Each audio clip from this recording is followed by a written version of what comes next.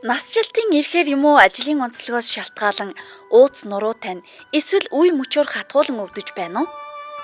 Дал мөрөөр хөшиж, хүйтэн сэрүүнд хууч өвчин сэдрэхийгч үгүйсэхгүй.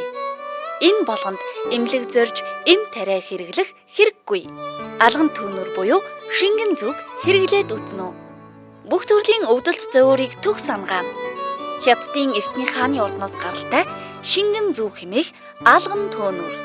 5 цул 6 сав судал хий цусны эргэлтийн онцлогийг үндэслэн бомб зүү төөнүүр хануур массажийг нэгтгэн сайжруулсан эмчилгээний бүтээгдэхүүн юм.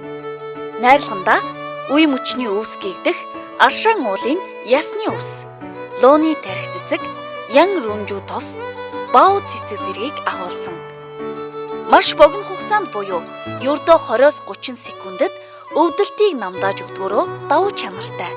Ингэхдээ цусны эргэлтийг түргэсгэх замаар эргэтэн тогтолцооны үйл ажиллагаанд идэвхтэй нөлөөг үзүүлнэ.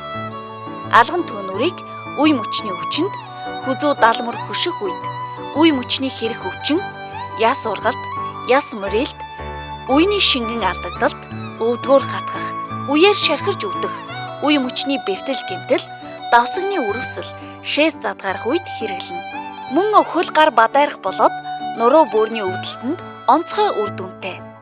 Түүнчлэн судас шүрмэс булчин зангирах үед булчинг суллаж өгнө. Зөөлөн эд хавдах үед өвчинг намдаана. Хүүхэд жирэмсэн эхчүүд хэрэглэж болохгүйгээс гадна ил шарах, нүд нүүрэнд хүрэхгүй байхыг анхаарна.